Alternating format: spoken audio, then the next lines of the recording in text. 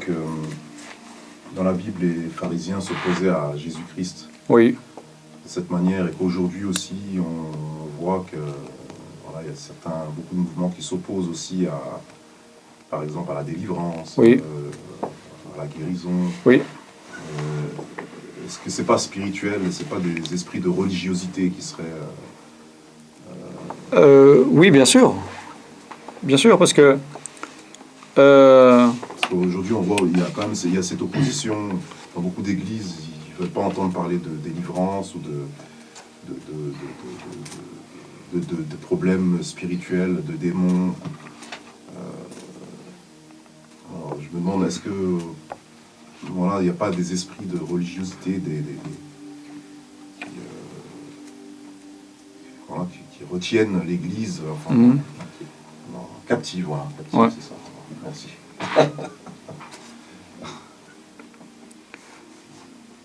Oui, il est dit que le royaume de Dieu n'est pas... C'est pas que des paroles. D'accord? Mais ça concerne la puissance. Oui. Bon. Alors, quand en effet, il y a un système religieux qui n'est basé pratiquement que sur la parole, c'est-à-dire sur la doctrine, sur justement les concepts, les idées.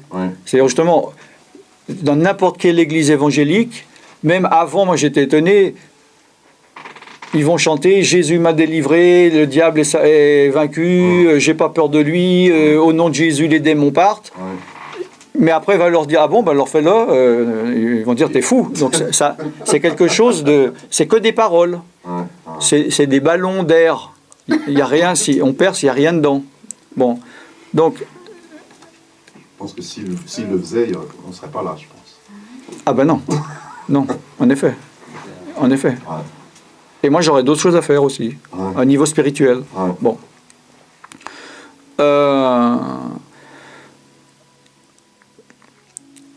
L'esprit de religiosité,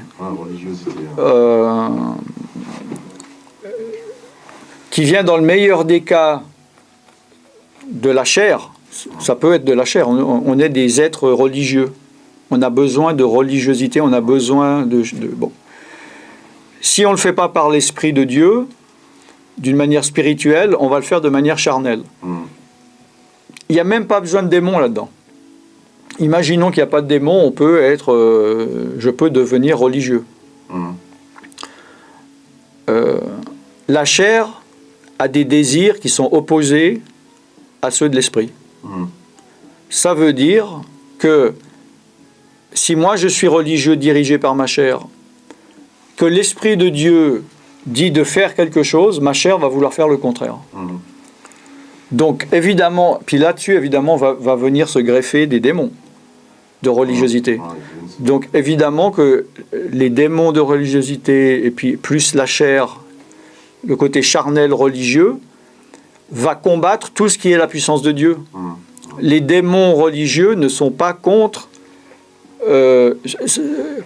Il n'y a rien qui les choque au niveau religieux, comme j'ai dit, à partir du moment où il n'y a pas la puissance de Dieu derrière. Un démon, il peut habiter chez quelqu'un, le gars il dit Alléluia, gloire à Dieu, ça ne le dérange pas. Il n'y a rien qui le choque. Il n'y a pas un mot, il y a rien. On peut dire le sang de Jésus, on peut dire le nom de Jésus, on peut dire la croix de Golgotha. On peut mettre une croix, on peut mettre de l'eau bénie, on peut faire ce qu'on veut. Les démons, ils s'en fichent complètement à partir du moment où c'est pas véritable, où il n'y a pas la puissance. La puissance de Dieu, l'onction de Dieu. C'est l'onction qui brise les chaînes. Bon. Donc, évidemment que les esprits religieux, ça les arrange des chrétiens religieux. Parce que ils n'ont pas pu empêcher de sauver ces personnes. Donc déjà, le diable, il n'est pas content. Parce que lui, son premier but, le truc le plus précieux, c'est une âme. Parce que lui, une âme de sauver, c'est une âme de perdu. Donc là, il se dit, il se tire les cheveux s'il en a. Il ne doit plus en avoir beaucoup. Alors, il lui reste quoi? Lui, le diable, à ce moment-là, il ne va pas dire ah zut, bon, lui, je l'ai perdu, bon, ben, je le laisse tomber, je vais m'occuper de ceux qui ne sont pas encore sauvés. Il ne lâche pas un millimètre de terrain.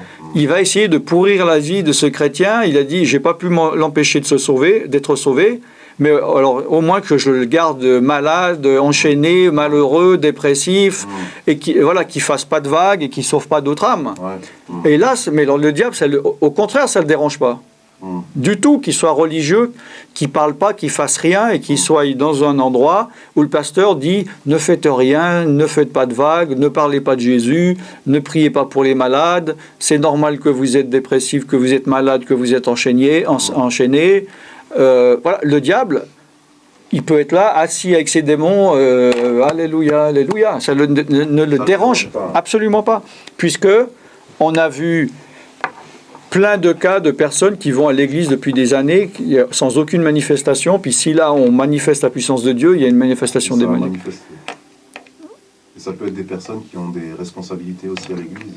Des pasteurs, anciens, diacres, des personnes responsables même de la louange, qui sont censées amener l'onction.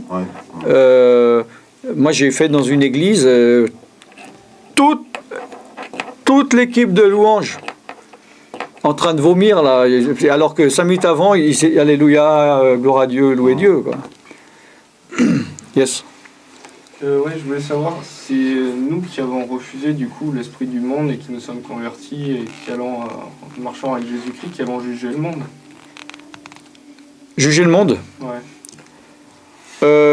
Les juges des nations, je peux commencer. Oui, bon. Du coup, oui. Est-ce que ce passage, il ne peut pas se comprendre c'est pourquoi ils seront eux-mêmes vos juges, parce que eux, ils chassent au nom de Jésus-Christ. Jésus-Christ ne va pas dire je chasse. Non, il n'est pas dit qu'il chasse au nom de Jésus-Christ. Surtout par qui les chasse-t-il? Je sais pas, peut-être. Mais on ne sait pas. Il n'est pas dit là. Ils seront eux-mêmes vos juges, ça donne une indication. Donc si nous on est appelés à juger parce qu'on s'est détourné. C'est un peu tiré par les cheveux, je trouve, comme raisonnement. C'est parce qu'il y a le mot juge dedans. Ouais, pourquoi pas, peut-être.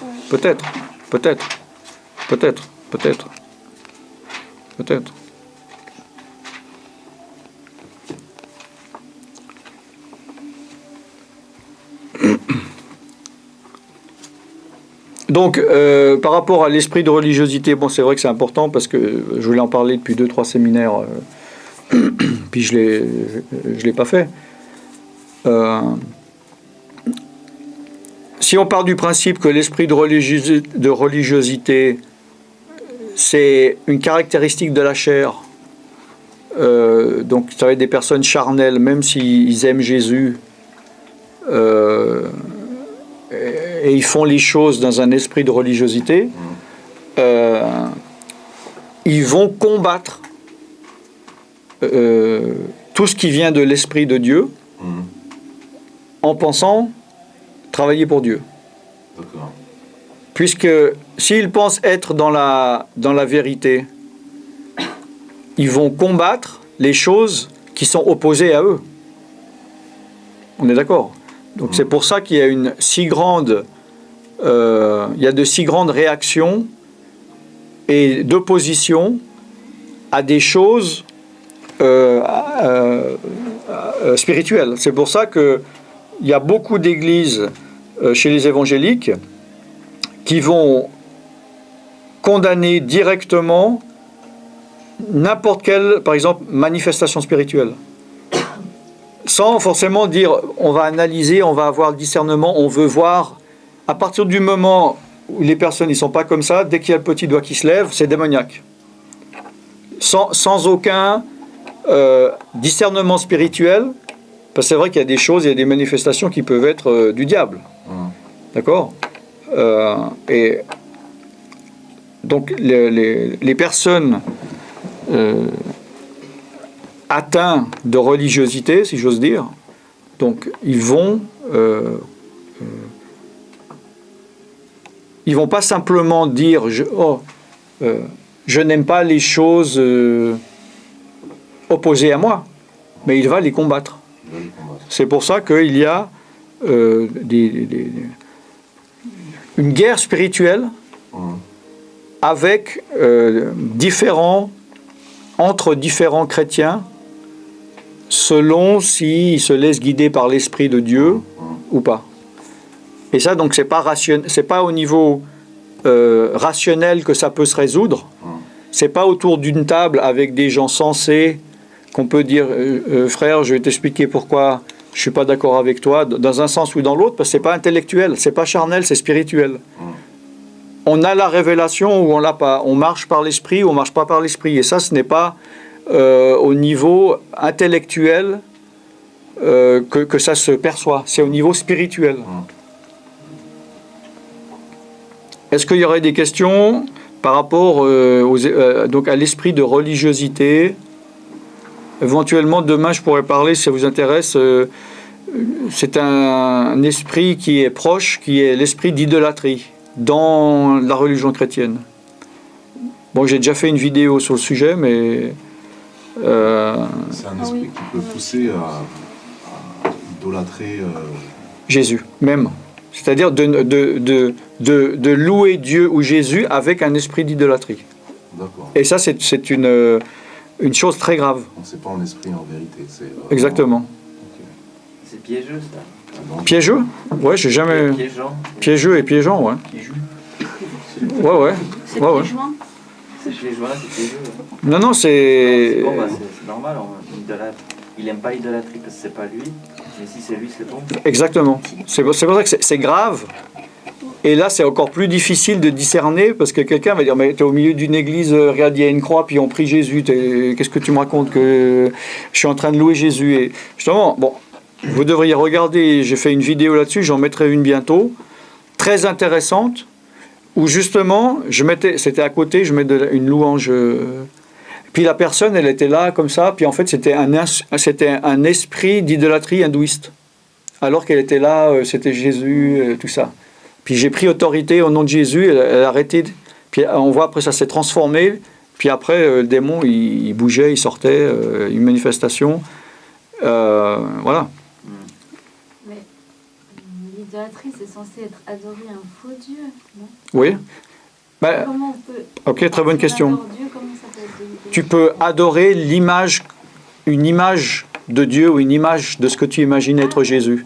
Une représentation fausse. Voilà, exactement, exactement. Et ça, le diable, c'est une manière qu'il a trouvée pour détourner, qu'on se détourne du Jésus vivant. Par exemple, en Inde, ils ont 300 millions de dieux. Un de leurs dieux avec un petit d parmi les 5 majoritaires, dedans, il y a Jésus, en tant qu'idole. Hein? C'est le Jésus qui était amené par les catholiques vers, je crois, le 7e siècle. Ça, c'est le Jésus blond avec un brushing, les yeux bleus, la peau très maquillée à fond de teint, là.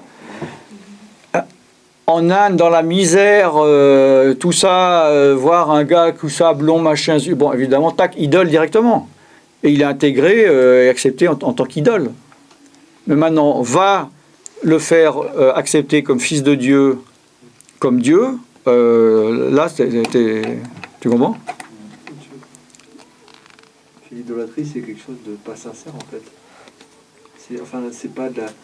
C'est coloré, ça vient pas du cœur. Moi, je le sens comme quand on voit les hindous des fois. C'est vénéré. Ouais, mais je sais pas, je le sens pas. Je sens, je sais pas. Bah, nous, on a été... Les hindous, tu vois, des fois, c'est... On a été créés pour adorer Dieu. Si soit on ne connaît pas Dieu, on refuse d'adorer Dieu, ça va se transformer en idolâtrie envers quelqu'un d'autre qui n'est pas Dieu. Puis après, cette idolâtrie, elle peut être de nouveau réimportée quand on devient chrétien. D'accord? C'est pour ça que il est bien dit que Jésus, c'est la pierre d'achoppement. Personne n'est contre Dieu. Même les athées, ils vont dire « Ah, ben, moi je ne crois pas en lui », mais bon. Dieu n'est pas un problème. Les hindouistes croient en Dieu, les bouddhistes croient en Dieu, et bon. Les musulmans, les chrétiens et tout. Mais le problème, c'est Jésus-Christ, déjà un. Donc, présenter Jésus en tant que prophète pour les musulmans, c'est pas un problème. Présenter Jésus comme une idole pour les hindouistes, c'est pas un problème. et que les démons dans les églises chrétiennes puissent transformer Dieu ou Jésus, Dieu le Père ou Jésus-Christ, justement dans une formule d'idolâtrie, on pourrait presque dire c'est ce qu'il a fait de mieux, le diable. Parce que tous les artifices sont là, quoi. C'est comme voilà, c'est comme un décor de cinéma qui est tellement bien fait. Alors par exemple, on est ici en France, puis on fait comme si on était en Indonésie. On sait plus où on s'y croit, quoi. On se rend même pas compte que c'est un décor.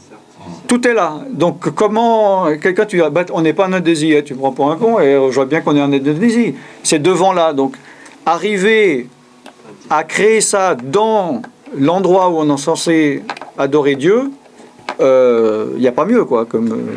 Ça remplace Dieu. Ça remplace. Voilà, l'image de Dieu, Voilà. C'est pas Dieu. C'est pas Dieu. Ouais.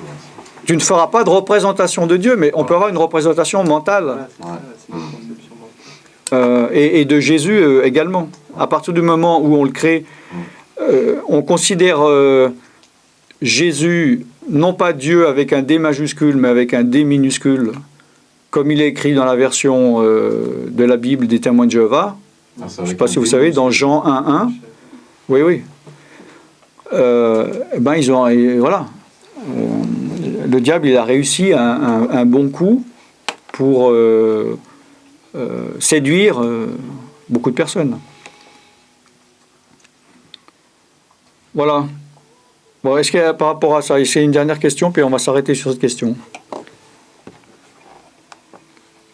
Je dis, par rapport à ce qu'on vient de parler, bon, pensant qu'on est à chaud, qu'on est en train de parler de ça, que juste on termine, ou bien c'est... Non? Moi, je me dis juste, si quelqu'un, par exemple, il a un esprit d'orgueil, Ouais. il est incapable d'adorer Dieu vraiment.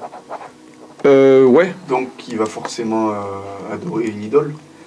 Enfin, quelque part, ça va être pervers, du coup, Oui. Moi, je pense que adorer Dieu en esprit et en vérité, c'est ce que Dieu veut. Jésus a dit, Dieu cherche des adorateurs en esprit et en vérité. D'accord?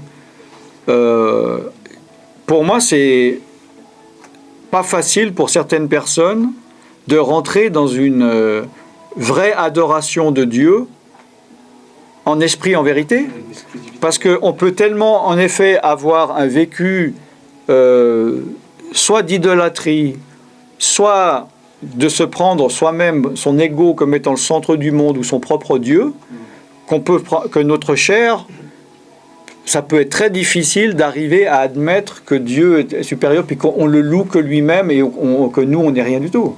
Donc après, ça peut être pour certaines personnes un apprentissage pour apprendre à vraiment adorer Dieu. Ça s'apprend. C'est pour ça que j'ai proposé des séminaires d'adoration pour apprendre à adorer Dieu.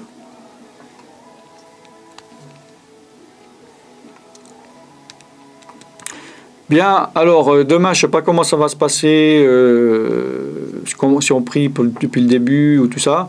Les baptêmes, bon, je ne sais pas non plus si on fait ça à 11h30 avant, voilà, pour après qu'on mange, ou bien directement.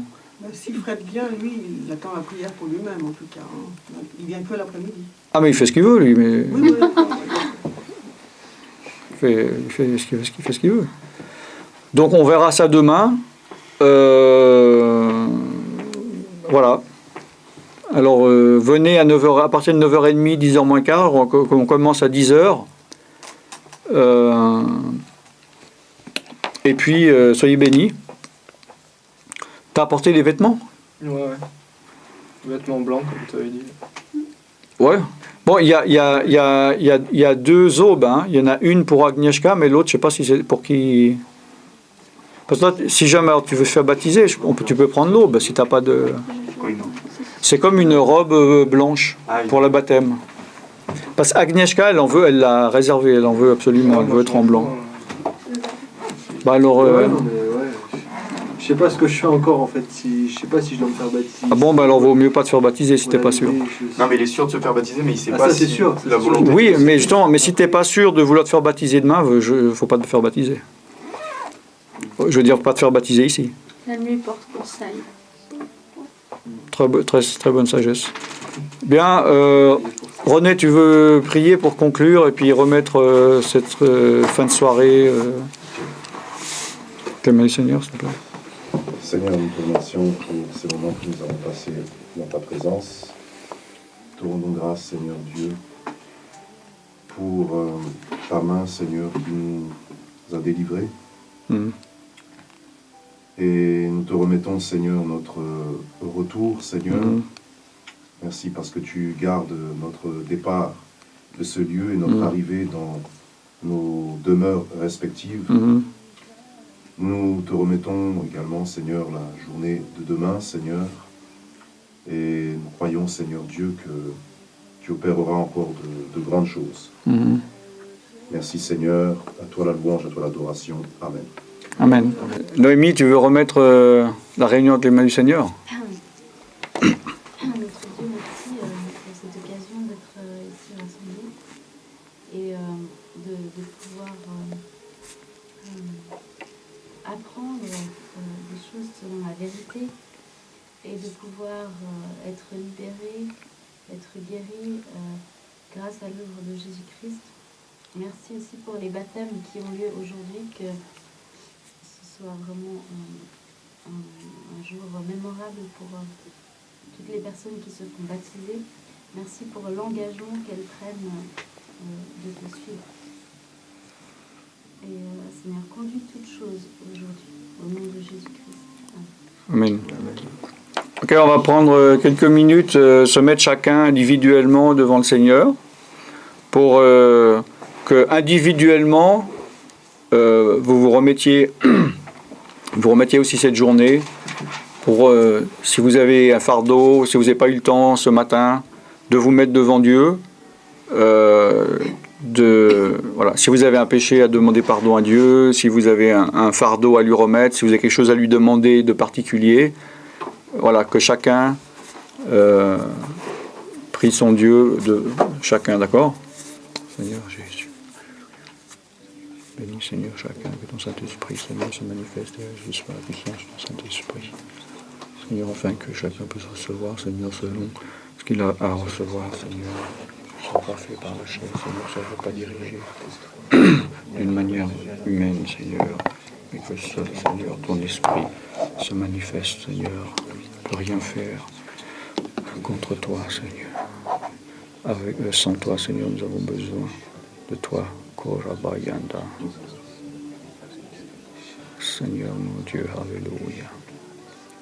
Kundarakaya Saya, Adelimane, Alléluia. Glory. Merci Seigneur, pour rien faire sans toi Seigneur, que nous puissions recevoir Seigneur, dans le nom puissant de Jésus Seigneur, tu donnes Seigneur, tu permets que nous soyons devant toi Seigneur. Shokaraya, que ta présence se manifeste pour l'Esprit de Dieu vient et visite Seigneur, dans le nom puissant de Jésus Seigneur, que ton onction soit là Seigneur. Oh Seigneur, que tu sois glorifié, non pas moi, non pas un homme, Seigneur, mais toi tu sois au-delà et au-dessus. Dans le nom puissant de Jésus, Kondaraya. Santa Yekederi Tentar Yekayos. Alléluia. Amen.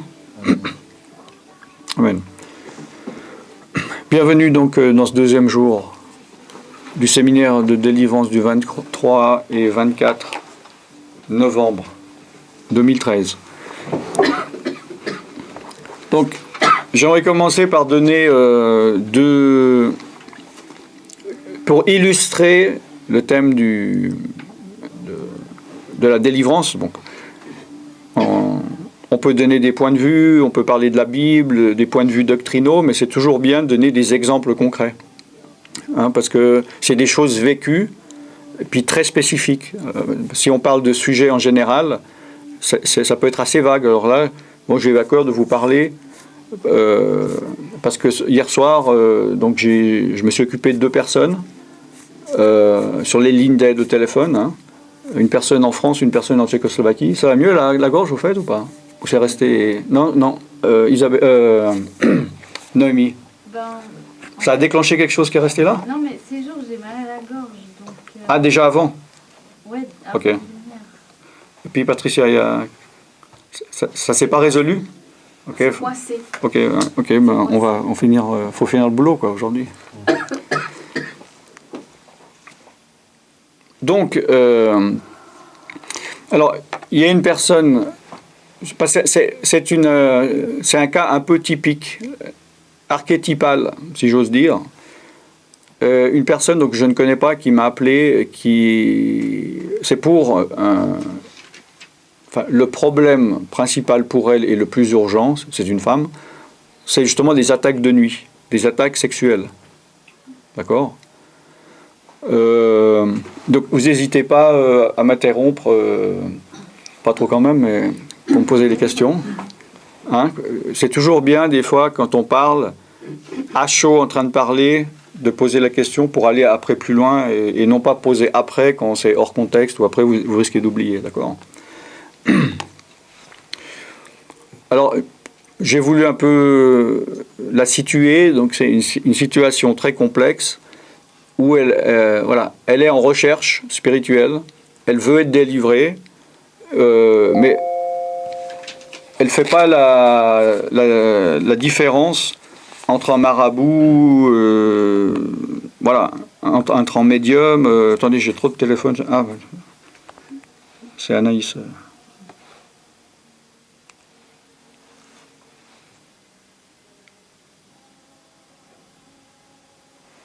Ah, je comprends pas. C'est fait. Ça veut dire quoi en langage Anaïs ? Non, je vais demander 2 questions, mais je vais parler pour 11h30, mais elle n'a pas répondu.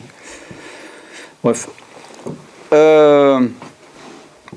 Elle ne fait pas la différence, cette personne, entre un marabout, un homme de Dieu, voilà. C'est-à-dire qu'elle me dit qu'elle a demandé déjà de l'aide à des gens, à des hommes de Dieu. Puis je dis, ouais, c'est quel genre d'homme de Dieu ? Puis finalement, je découvre que c'est des chamans ou des marabouts.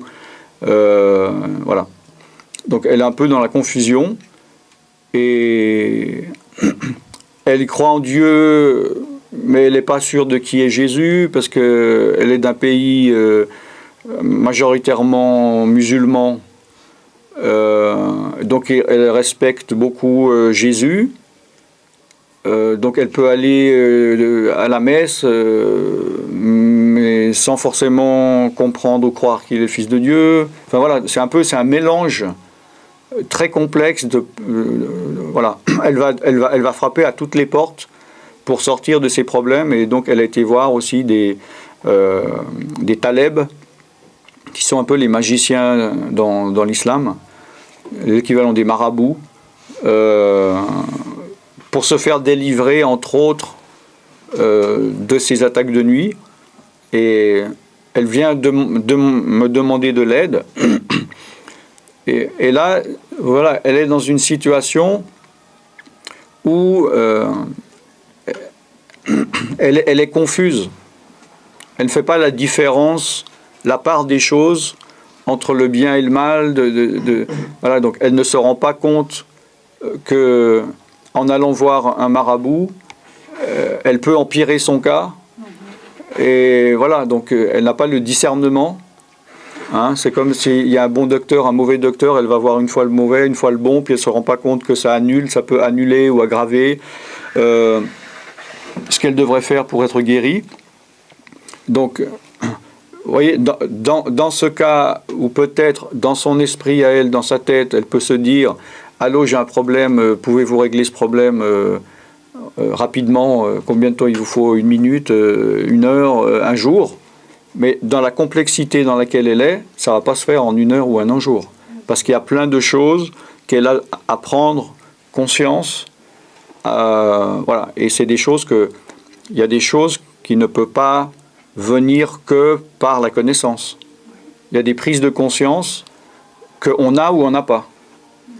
Aucun homme ne peut forcer, ne peut convaincre. Il n'y a que Dieu qui peut le faire. Et il se peut qu'en chemin, cette personne, ou chacun d'entre nous, peut accepter jusqu'à un certain point l'œuvre de Dieu, ou la Bible, ou l'œuvre de l'Esprit de Dieu en soi, puis à un moment donné, on peut bloquer. C'est-à-dire, on peut se dire, ah ben Dieu, ouais, je veux bien qu'il m'enlève mes problèmes, ça je veux bien. Puis il y a un moment donné où on peut dire à Dieu, là non, là tu vas trop loin, là c'est terrain privé. Ça me regarde. Et puis justement, Dieu, il ne va pas pouvoir aller plus loin que ça. Pourquoi ? Parce qu'il ne peut pas. Non, Dieu peut tout. C'est que il nous laisse le choix. Il nous respecte. D'accord ? L'Esprit de Dieu respecte les limites qu'on lui donne. Contrairement aux démons, qui eux ne respectent rien et qui, une fois qu'ils sont entrés dans la maison, on va pas leur dire, ah, au fait, viens pas dans cette pièce, là tu peux. Mais toi, pousse-toi, je vais où je veux, je suis chez moi, et je m'en fiche complètement de tes lois et de tes règles. Et je casse ce que je veux, je vais là où je veux. D'accord ? Donc, souvent, des personnes peuvent dire, oui, pourquoi Dieu ne fait-il pas ça ? Pourquoi je lui demande qu'il fasse ça, il ne le fait pas, etc. Mais il se peut que sans qu'il se rende compte, cette personne, c'est elle-même, cette personne, qui à un moment donné a empêché l'Esprit de Dieu de faire son travail. Mais après, on peut lui reprocher à Dieu de l'avoir fait. C'est comme si je vais voir le médecin, je dis « Ouais, j'ai mal à l'estomac », puis le gars, il me dit « Ah ben, il va falloir ouvrir l'estomac ». Puis là, je vais lui dire « Ah non, c'est exclu, vous n'avez pas ouvert. Trouver une solution sans ouvrir l'estomac. » Donc c'est comme si, après, je vais lui reprocher « Ouais, le docteur, il n'a rien fait, ça s'aggrave, mais en fait, j'ai résisté, j'ai désobéi. À la seule manière de pouvoir guérir ça, c'est d'ouvrir l'estomac, mais moi, j'ai dit non. » Et les médecins, apparemment aussi, selon la loi, jusqu'à un certain point, ils ne peuvent pas forcer les gens à guérir, on est d'accord.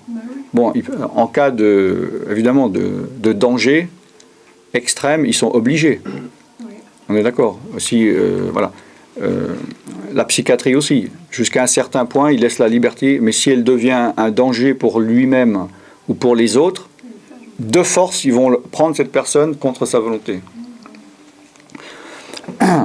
Mais Dieu laisse le libre arbitre, et en fait, on a une responsabilité qui n'est pas facile à gérer, surtout si on n'a pas l'habitude d'être... enfin, comment dire, de savoir gérer notre liberté. D'accord ? Parce qu'il y a des personnes, selon l'éducation qu'ils ont reçue ou selon les circonstances, ils ne fonctionnent qu'à la baguette, quoi. Comme à l'armée, on leur dit faire ça, ils le font. Et si on lui dit tu fais ce que tu veux, il ne sait plus quoi faire. Il est incapable de prendre une décision parce qu'il n'a pas l'habitude de faire fonctionner le muscle de la volonté ou de prise de décision, le mécanisme. Et donc la personne ne sait pas quoi faire. Puis tout d'un coup, on se retrouve. En fait, avant, on était esclave du diable, des démons qui nous obligent. Puis tout d'un coup, on est délivré par un Dieu qui nous laisse le choix. Et on se retrouve, comme la Bible dit, il dit « Je mets devant toi la vie et la mort, la malédiction et la bénédiction. Choisis la bénédiction, choisis la vie et vie. » Puis nous, on peut être là et puis dire « Non, il faut que tu me prennes par la peau du cou, puis prends la décision pour moi. » Et Dieu ne va pas le faire. D'accord ?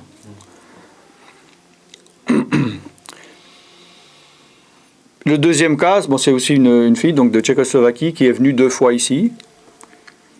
Elle a été élevée un peu dans une sorte d'athéisme dû au communisme avant que ce soit la République tchèque, c'était la Tchécoslovaquie, hein, un seul pays, maintenant il s'est redivisé en 2.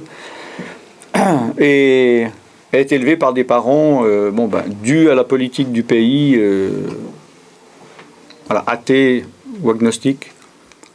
Mais il y a quand même là-bas une influence de l'Église orthodoxe. D'accord ? Donc il y a quand même un mélange dans le subconscient de je ne crois pas en Dieu parce que je suis communiste et je crois en Dieu parce qu'il y a quand même l'orthodoxie, quoi. Donc bon. Et elle est venue petit à petit à Dieu, elle avait besoin de délivrance, donc elle est venue 2 fois ici. Elle a reçu des délivrances, elle a été baptisée du Saint-Esprit, le parler en langue, on l'a baptisée d'eau. Mais là-bas, il n'y a rien qui se fait. Apparemment, il n'y a personne, elle a fait le tour de Prague, des environs. Il n'y a que certains prêtres catholiques, mais apparemment ils n'aiment pas trop le faire. Et sinon, apparemment, tout le mouvement un peu protestant évangélique est hyper contre. Apparemment, ça a l'air d'être, si c'est possible, pire qu'en France. Et donc moi, je lui ai donné des indications quand elle a reçu des délivrances ici. Entre autres, par exemple, le parler en langue, de dire il faut que tu pratiques beaucoup le parler en langue. Parce que là, tu vas partir pendant des mois, personne ne va continuer à prier pour toi, chasser, etc. Donc, les démons vont essayer de revenir, de te presser. Et il faut vraiment, spirituellement, parler en langue pour résister. On ne combat pas contre des choses raisonnables par rapport à la raison, par rapport à l'intellect, mais contre les choses spirituelles. Donc, on doit adapter nos armes au type d'armes qu'ont nos ennemis, on est d'accord ? Par rapport à l'arme qu'utilise un ennemi pour nous envahir, il faut qu'on aille les mêmes armes. D'accord ? Comme je disais, je crois que c'est ici, on sait bien que la Première Guerre mondiale, les Allemands, ils avaient préparé, ils avaient des nouvelles armes, des armes automatiques, ils avaient réfléchi, ils étaient habillés en vert dans la forêt, puis ils sont arrivés, les Français, ils étaient encore à mettre une balle dans chaque fusil, avec des pantalons rouges. Donc ils se sont fait décimer, parce qu'ils n'étaient pas adaptés. D'accord ? Donc après, ils se sont adaptés. Et nous, c'est pareil, nous devons nous adapter par rapport au type d'attaque que l'on a. Et malheureusement, on n'est pas au même niveau, on n'a pas la même chance. Comme je dis, selon aussi notre naissance, c'est pas notre faute, il y en a qui ont plus de chance que d'autres.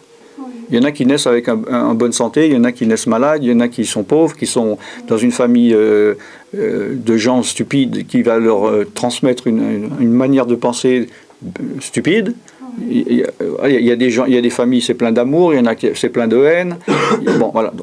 Et au niveau spirituel, nous ne sommes pas aussi au même niveau. Il y en a qui, malheureusement, pour une raison X ou Y, ont plus d'attaques que d'autres.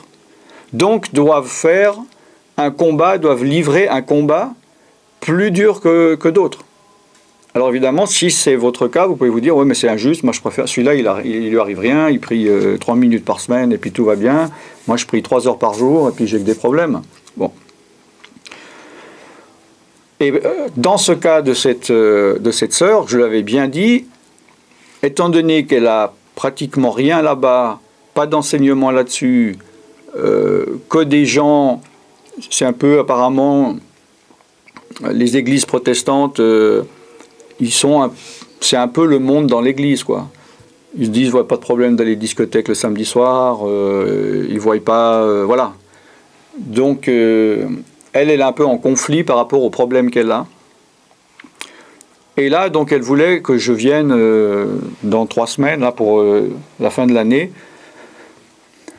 en République tchèque, pour prier pour elle et en fait 2 autres personnes. Mais là, hier soir, en parlant, j'ai vu que je lui ai posé, je lui ai dit la question, alors comment ça se passe, de parler en langue, ça va bien? Elle me dit, ah non, je ne parle plus, ça fait des mois, quoi. Et j'ai dit pourquoi? Elle dit, bon, j'ai vu une vidéo sur YouTube où un démon parlait, évidemment par une personne, et il disait, ah les chrétiens, vous me faites rire avec votre parler en langue, ça ne nous fait rien, on a plus peur quand vous parlez votre langue. Donc évidemment, les démons, c'est des menteurs, mais elle y a cru. Elle est tombée sous cette influence. Non? Oui. Et, en direct, elle allait parler. Et elle a reçu une conviction et elle se dit, oulala, je vois pas pourquoi je parlerai en langue. Donc c'est comme si l'ennemi l'a eu, et alors qu'elle avait plus ou moins une seule chose à faire, elle l'a pas fait. Donc, elle est tombée dans un piège qui fait que des démons ont pu prendre, avoir une influence encore plus grande sur elle, et maintenant, évidemment, elle est tout en bas, donc elle me demande de revenir, justement. Alors ça, c'est un cas, donc je donne, comme je dis, des cas spécifiques, parce que c'est des histoires vraies, c'est des exemples spécifiques. de la manière dont on peut tomber dans un piège et ne pas faire spirituellement ce qu'on devrait faire en pensant que c'est pas bien, mais justement on voit que les démons sont toujours là pour essayer de nous empêcher de faire ce qu'on devrait faire, puisqu'ils ne veulent pas qu'on progresse. Ils se battent pour chaque centimètre. Voilà. Si j'ai un problème de tristesse, pour eux, ils voudraient que je reste minimum dans cet état, voire que je puisse l'être encore plus. Mais si j'essaie de progresser, ils vont essayer de me mettre des bâtons dans les roues. Et par exemple, donc il faut être vigilant et comprendre que comme on est en guerre, il faut contre-attaquer. On ne peut pas être passif. Et comme je le dis, le fait de venir quelque part pour demander que quelqu'un prie pour vous, si vous n'avez pratiquement que ça dans votre vie au niveau du combat spirituel, ce n'est pas suffisant. Vous ne pouvez pas passer une semaine, un mois, 3 mois à passivement rien faire et tout d'un coup dire « Ah ben quelqu'un va me résoudre le problème en 1 heure ou un week-end. » Hein? Parce que si vous êtes inactif ou passif, le diable, lui, ne l'est pas. D'accord? Et comme je le dis souvent, dans le monde spirituel, il n'y a rien qui est statique. Je dis aussi, dans la nature, on peut être dans un endroit, on dirait que rien ne bouge. On voit un arbre, peut-être... Enfin, imaginons, c'est l'hiver, ok, il n'y a même pas de feuilles, donc même s'il y a du vent, on ne voit même pas de feuilles bouger. C'est des grosses branches, on se dit, il n'y a rien qui bouge. Mais en fait, chaque seconde, il y a quelque chose à l'intérieur qui bouge. On ne le voit pas. Rien n'est statique dans la nature. Et spirituellement, soit on est en train de progresser, d'avancer, ou on est en train de reculer, de revenir en arrière. Et la passivité, l'attente, sans rien faire, c'est presque pire que tout. D'accord? Parce que le temps est important, mais dans ce temps, il faut faire ce que nous avons à faire. Si je reprends l'exemple d'une maison où je vais me construire une maison, puis là, ça y est, j'ai reçu tous les éléments de la maison, jusqu'à la fin, genre des briques, jusqu'à la peinture finale.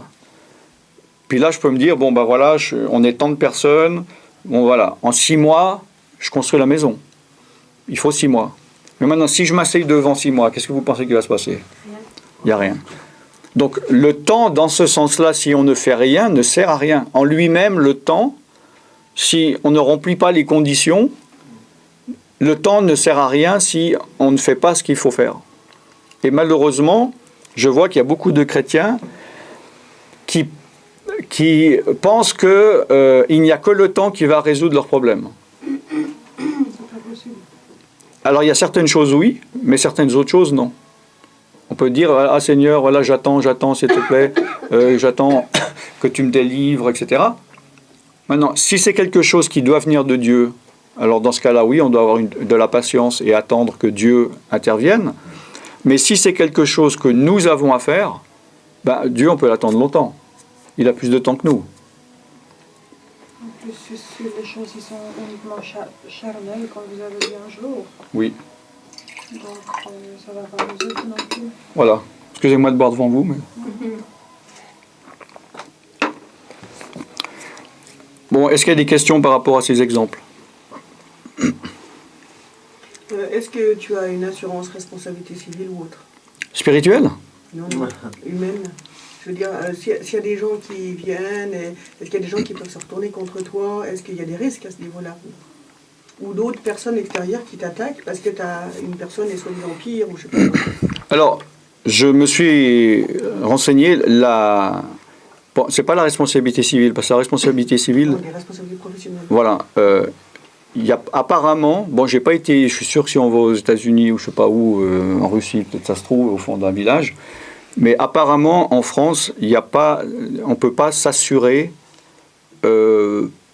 pour les choses que je fais ici, c'est-à-dire les prières de désenvoûtement ou d'exorcisme. Ils considèrent pas ça Comme une profession. Non, c'est même pas ça. Comme un risque palpable. Puisque c'est tout dans le psychisme. C'est comme, est-ce que toi, ça existe en tant que psychologue, si tu dis, un gars il dit oui, j'ai fait une tentative de suicide parce que avec ses paroles, elle m'a motivé et puis j'ai pas supporté ce qu'elle m'a dit et j'ai sauté par le pont.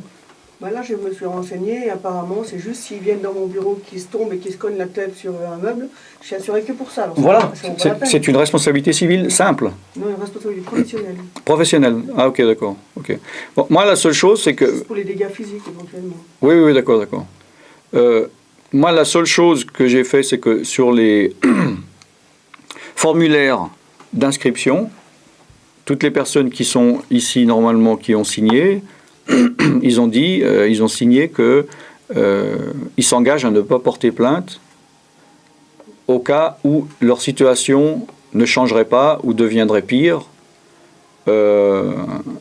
et que moi je n'ai pas le pouvoir de rendre une situation personnellement meilleure ou pire, et je fais signer que la personne dit je me décharge, je me rends compte que c'est pas lui, que si tout d'un coup dans 3 semaines je glisse sur une peau de banane ou je tombe en dépression, je ne peux pas attribuer ça au fait d'être venu 3 minutes au portique de Salomon.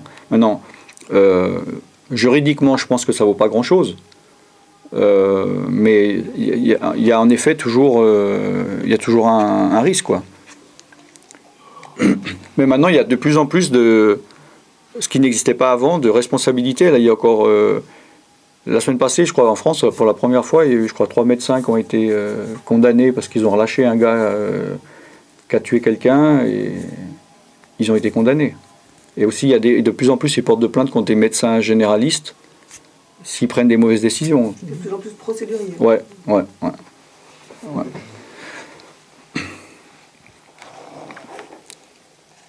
Il y a d'autres questions? Ok. Donc hier j'ai parlé vaguement, donc j'aimerais remontrer, j'en avais parlé mais très très rapidement, des liens avec un démon. Alors je vais donner l'exemple. Tout le monde voit? Oui. Oui. Là. Qu'est-ce que c'est? C'est pas des roues déjà. C'est crochet du capitaine. C'est pas des roues.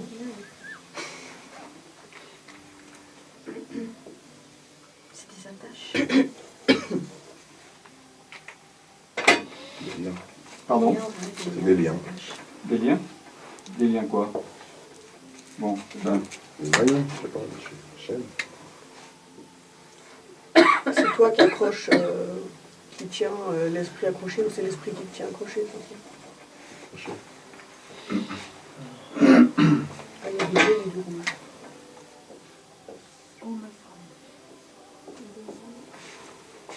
Presque femme et homme, démon et homme. Ah, c'est sympa ça. Ouais. Tout le monde voit, non? Bon, c'est vrai, je suis gaucher, je devrais être de ce côté-là. Donc, démon et homme. Donc ça, c'est les liens spirituels. D'accord? Donc, imaginons qu'il y a un lien entre homme et femme. Hein. C'est homme... bon. Donc, il peut y avoir des liens. En fait, en rouge, c'est la personne qui crée ou qui entretient le lien. D'accord? En rouge. Alors, il peut y avoir des démons qui ont un lien sur vous. Et vous êtes simplement le fait que c'est lui qui vous accroche. Il peut y avoir le fait qu'il s'accroche à vous, mais que vous accrochez à lui aussi. D'accord? Et il peut y avoir le fait que c'est vous qui vous accrochiez au démon. Donc, je vais développer. Il y a des questions là? Bon. Alors, il se peut... Bon, on va faire...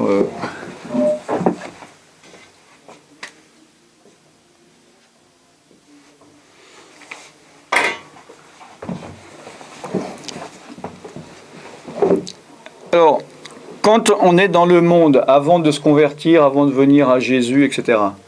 Donc, il se peut que un démon vienne nous proposer quelque chose, et puis, sans se rendre compte, on rentre dans le péché, et lui, on est accroché par lui. Puis, il se peut que c'est le numéro 1, on se rende immédiatement compte, on n'entretient pas ce lien, mais c'est trop tard, on est accroché. Mais donc, on n'y est pour rien, d'accord? Il y a aussi le numéro 2, que d'un commun accord, j'ai recherché un péché, j'ai recherché un lien, le démon est venu, ou un démon est venu me proposer, mais après ça m'a plu, et puis j'entretiens, puis je veux aller plus loin dans la relation. Donc c'est comme on pourrait dire une corde à un fil et puis une corde à 2 fils. Ça tient plus, d'accord? Et alors, le 3, c'est un peu particulier. Qu'est-ce que ça peut être? L'inverse. Oui, mais dans quelles circonstances? Comment est-ce possible que ça soit que le démon dit non mais lâche-moi, je veux partir, et puis que nous on dit non, reste là? Est-ce que vous pensez qu'il y a beaucoup de personnes comme ça? Non. Alors justement, que ça peut être?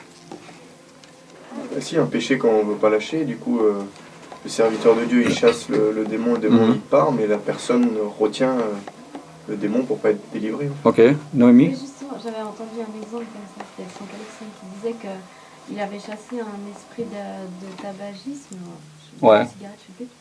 Et la personne avait dit, mais non, en fait, moi, je veux continuer à fumer. Ouais. Et donc, l'esprit est revenu, et c'était comme un nuage qui est revenu. Ok. Oui, ben alors, en effet, c'est dans le cas, en fait, où le cas 1 et 2, c'est par rapport à avant d'être chrétien dans le monde.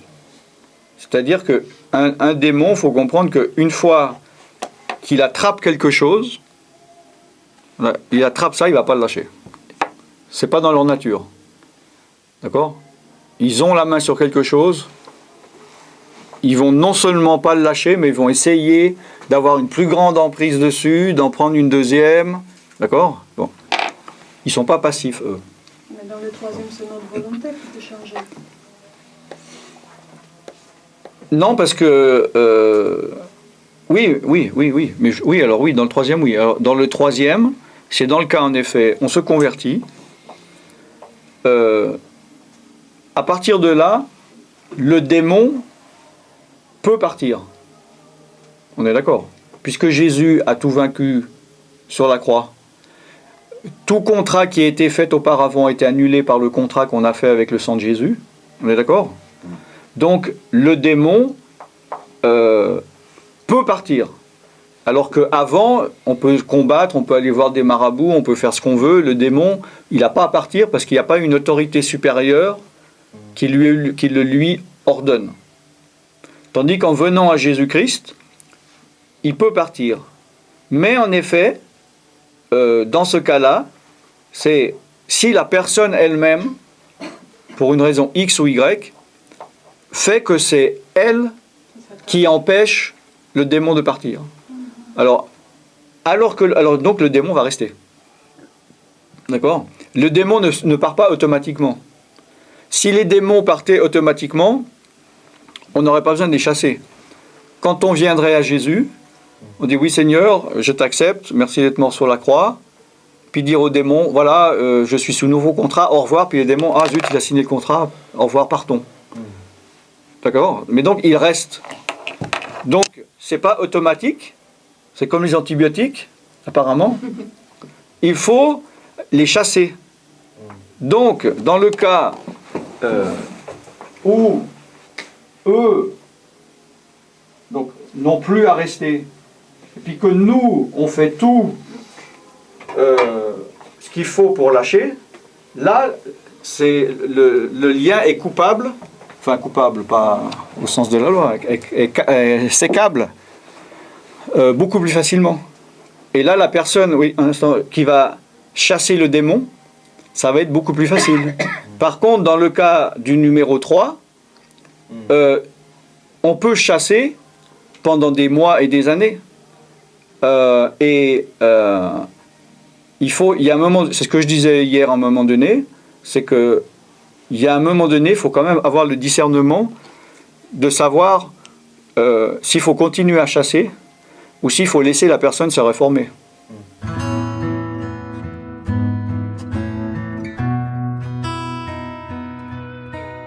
Amen.